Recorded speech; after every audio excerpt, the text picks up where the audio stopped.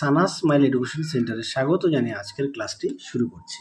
আজকে তোমাদের সঙ্গে আলোচনা করব তোমরা যারা নবম শ্রেণীর ফার্স্ট ইউনিট টেস্ট পরীক্ষা দেবে তোমাদের জন্য রায় ও মার্টিন প্রশ্নবিচিত্র থেকে আজকে সমাধান করে দেখাবো নবম শ্রেণীর ভৌত বিজ্ঞান বিষয়ে মডেল নাম্বার 5 অর্থাৎ 5 নম্বর স্কুলের যে সমস্ত ছোট ও বড় প্রশ্নগুলি আছে তার সমস্ত প্রশ্নের উত্তরের সমাধান করে দেখাবো। চলো দেরি না করে মূল বিষয়ে যাওয়া যাক। প্রথমে দেখো বিভাগ গ্রুপ একের কি আছে, এক দাগে প্রশ্নের উত্তরটা হবে অপশান সি। আমি শুধু উত্তরগুলো বলে দিচ্ছি, তাহলে কি ভিডিওটা একটু ছোট হবে। হ্যাঁ, 2 দাগের প্রশ্নের উত্তরটা হবে অপশান এ, 3 দাগের প্রশ্নের উত্তরটা হবে অপশান বি। তোমরা একটু দেখে নাও প্রশ্নটি। পরবর্তী দেখো 4 দাগের প্রশ্নের উত্তরটা হবে অপশান সি। 5 দাগের প্রশ্নের উত্তরটা হবে অপশান বি। 6 দাগের প্রশ্নের উত্তরটা হবে অপশান সি রাদারফোর্ড। 7 দাগের প্রশ্নের উত্তরটা হবে অপশান সি 12টি। 8 দাগের প্রশ্নের উত্তরটা হবে অপশান বি 88টি প্রোটন। পরবর্তী দেখো শূন্যস্থান পূরণ কী আছে। একে ওজন বাক্সে বাটখারাগুলির অনুপাত 5:2:2:1। আচ্ছা, তারপরে দেখো অথবা দিয়ে একটি এককবিহীন রাশির উদাহরণ দাও, উত্তরটা লিখবে ঘনফল। তারপরে দেখো 1 AMUর গ্রাম কত, দেখো উত্তরটা দেওয়া আছে, তোমরা একটু দেখে নিও। পরেরটা দেখো 3 দাগের প্রশ্নের উত্তরটা হবে সরণ। তারপরে দেখো 4 দাগে কি আছে, রোলার ঠেলা না টানা, উত্তরটা হবে ঠেলা। তারপর সত্য মিথ্যা, এটা উত্তর হবে মিথ্যা। তারপরে দেখো 5 শূন্যস্থান পূরণ, বস্তুর জাড্য ধর্ম বস্তুর ভরের এর উপর নির্ভরশীল। 6 দেখো পরমাণুর সবচেয়ে হালকা মৌলটি কণাটির নাম হলো ইলেকট্রন। 7 দাগের প্রশ্নের উত্তরটা হবে 20টি, আর অথবা দিয়ে প্রশ্নের উত্তরটা হবে হ্যাঁ। আচ্ছা, পরেরটা দেখো গ্রুপ সির প্রশ্নগুলো কি আছে। 3 বলেছে নিচের প্রশ্নগুলি উত্তর দাও। একে আছে সাধারণ তুলা যন্ত্রের সুবিধার যে কোনো 2টি শর্ত উল্লেখ করো, দেখো উত্তর। দেখে নাও প্রশ্নের উত্তরটি তোমরা এখান থেকে এই পর্যন্ত লিখবে। তোমরা তোমাদের পাঠ্য বই থেকে পড়ে নিতে পারো, আর আগের ভিডিওতে তোমাদের নবম শ্রেণীর সমস্ত বিষয়ের সাজেশন দেওয়া আছে, তোমরা যারা এখনও দেখোনি আমাদের প্লে লিস্টে গেলে পেয়ে যাবে। পরবর্তী দেখো 2 দাগের একটি সাধারণ স্কেলের সাহায্যে একটি বইয়ের পাতার বেধ কিভাবে নির্ণয় করবে, দেখো উত্তর। দেখে নাও উত্তরটি তোমরা এখান থেকে লিখবে, এখান থেকে এই পর্যন্ত উত্তরটা লিখবে। পরবর্তী প্রশ্ন দেখো অথবা দিয়ে মাপক চোঙ ও স্টপওয়াচের সাহায্যে কল থেকে জল পড়ার হার কিভাবে নির্ণয় করবে, দেখো উত্তর। দেখে নাও প্রশ্নের উত্তরটি তোমরা এখান থেকে লিখবে।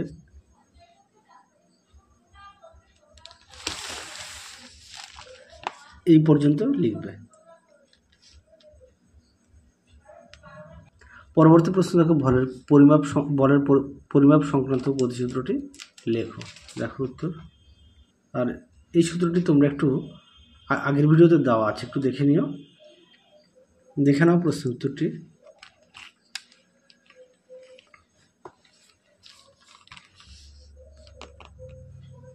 যদি পারো অবশ্যই খাতায় লিখে নিয়ে পড়ো। পরটা দেখো 3 দাগের কি বলেছে, যেটা তো বললাম 4 ঘূর্ণন ও বৃত্তীয় গতির মধ্যে 2টি পার্থক্য লেখো, দেখো প্রশ্ন উত্তর। দেখে নাও প্রশ্ন উত্তরটি।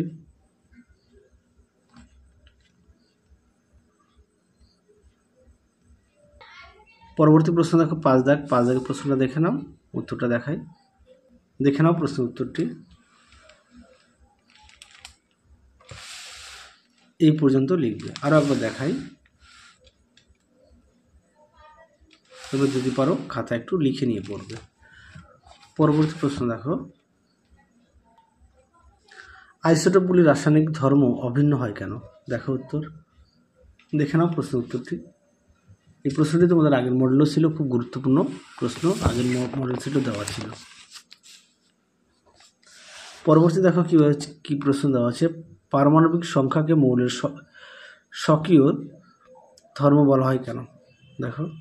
দেখে নাও প্রশ্ন উত্তরটি তোমরা এখান থেকে এই পর্যন্ত লিখবে, দেখে নাও। পরবর্তী প্রশ্ন দেখো সাথে রাদারফোর্ড পরমাণু মডেলের 2টি ত্রুটি উল্লেখ করো, দেখো উত্তর। দেখে নাও প্রশ্ন উত্তরটি। দেখে নাও, সুন্দর করে দেওয়া আছে, দেখে নাও। এই পর্যন্ত উত্তরটা লিখবে। পরবর্তী প্রশ্ন দেখো 8 নিউক্লিয় বলের 2টি বৈশিষ্ট্য লেখো, দেখো উত্তর। দেখে নাও প্রশ্ন উত্তরটি। এই প্রশ্নটা তোমাদের আগের মডেল সেটে দেখানো আছে, তাও দেখিয়ে দিলাম, দেখে নাও।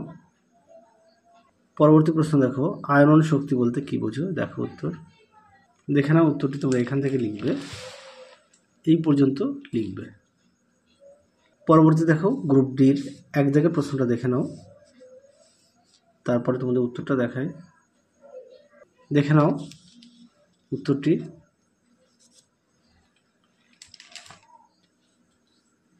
দেখে নাও।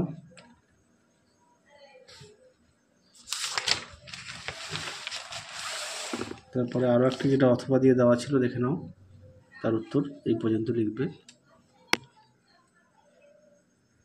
পরবর্তী দেখো, স্কেলার ও ভেক্টর রাশির মধ্যে তিনটি পার্থক্য লেখো। দেখো উত্তর, দেখে নাও উত্তরটি, অবশ্যই তোমরা বিষয়গুলো উল্লেখ করবে। দেখে নাও।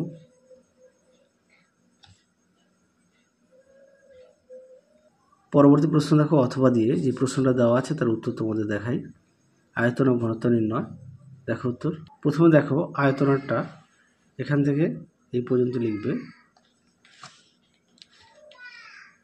তারপরে দেখো ঘনত্বটা দেখে নাও, এখান থেকে লিখবে।